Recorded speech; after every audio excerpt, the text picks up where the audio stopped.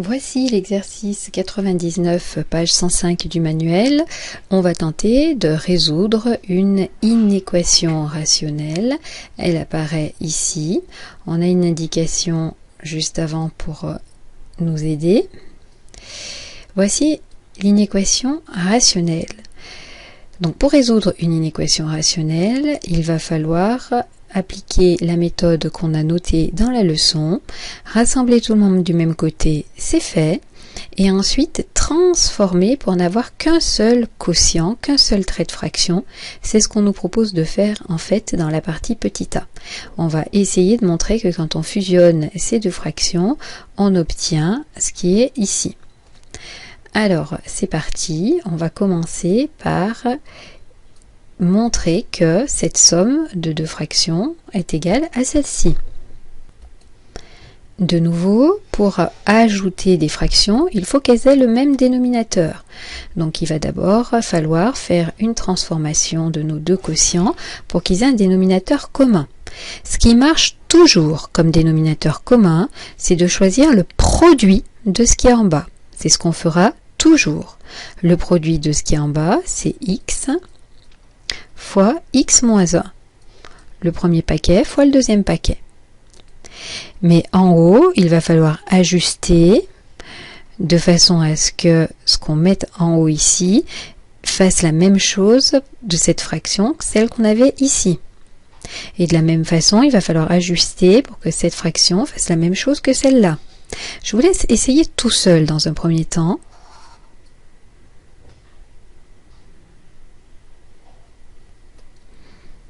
Alors, pour notre première fraction, avant on avait x tout seul, on a multiplié en bas par x moins 1. Il faut donc multiplier en haut par le paquet x moins 1 aussi. Ce qu'on avait en haut, c'était le nombre 1. Pour l'autre fraction, avant on avait x moins 1, maintenant on a x fois x moins 1, donc ce qui est en plus en bas, c'est la multiplication par x. Il faut aussi la faire apparaître en haut. Ce qu'on avait avant en haut, c'était 3, on le remet. Ce qui fait que on réécrit ce qu'on a obtenu, on va avoir en bas nos deux fractions sur x fois x moins 1,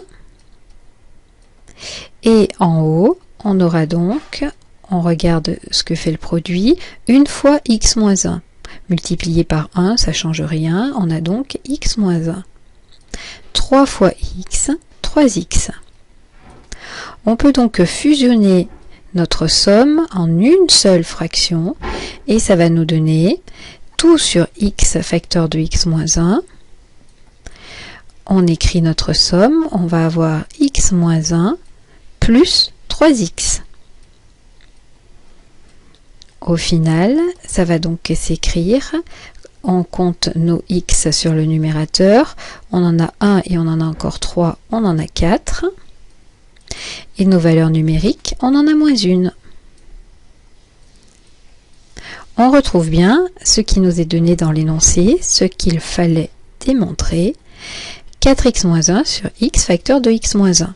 Quand on fusionne ces deux fractions en une seule, ça donne ça. On passe à la résolution de l'inéquation. On veut résoudre cette inéquation. Si on applique la méthode de la leçon, étape 1, on passe tout le monde du même côté.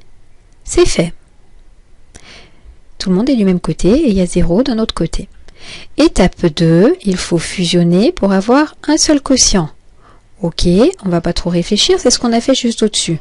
Ça, quand on fusionne, ça fait 4x moins 1. Sur x facteur de x moins 1. Et maintenant, dans la leçon, on a vu qu'il fallait faire le tableau de signes du quotient. Alors, on souhaite résoudre 4x moins 1 divisé par x facteur de x moins 1 supérieur ou égal à 0. Il faut faire le tableau de signes de ce quotient. Alors, pour faire le tableau de signes de ce quotient, il faut étudier chacun des paquets qui intervient dans le quotient. Et là, il se passe quelque chose d'assez rigolo qu'on n'avait encore jamais croisé. Des paquets, on en a 3. Il y a le paquet 4x moins 1, le paquet x et le paquet x moins 1. Donc il faut étudier cette fois-ci, faire 3 petits paragraphes pour chacun des paquets. Et notre tableau aura une ligne en plus, puisqu'il y a un paquet de plus que d'habitude, mais il va fonctionner comme d'habitude. Je vous laisse étudier le signe de chacun des 3 paquets, 4x-1, x et x-1.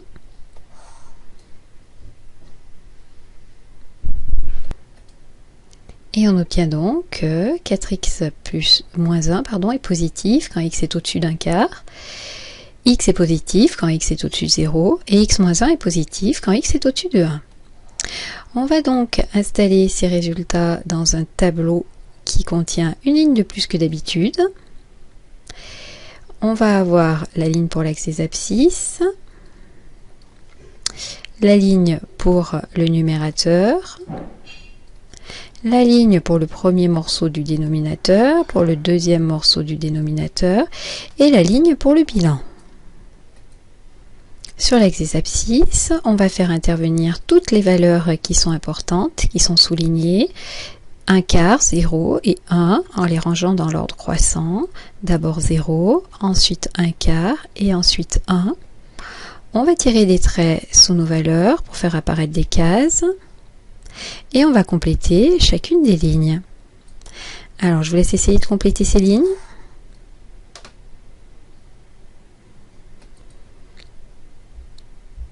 « 4x-1 est positif au-dessus d'un quart, x est positif au-dessus de 0, x-1 est positif au-dessus de 1. » On fait le bilan. Alors, quelque chose de négatif divisé par quelque chose de négatif fois négatif. On va regarder... On peut faire paquet par paquet. Disons qu'en haut, on aura quelque chose de négatif. Et en bas, le produit de ces deux choses sera positif. Donc, négatif fois positif, ça va nous faire négatif.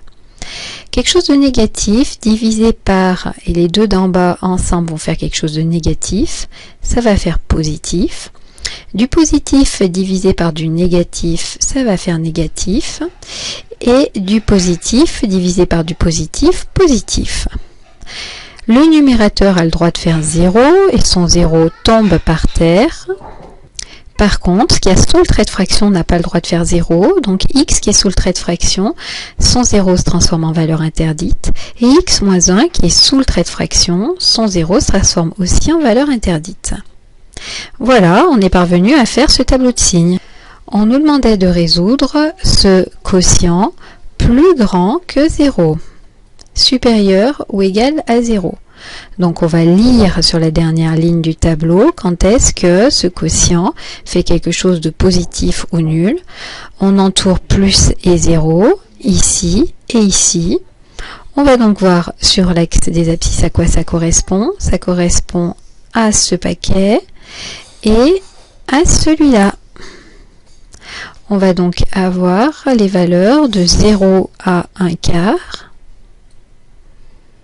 union de 1 à plus l'infini.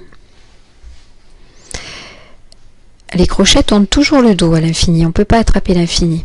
1 quart, on l'avait attrapé.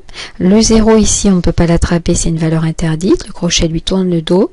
Et le 1, on ne peut pas l'attraper non plus, c'est une valeur interdite. Le crochet lui tourne le dos. Et voilà, on a résolu une des inéquations les plus difficiles du lycée.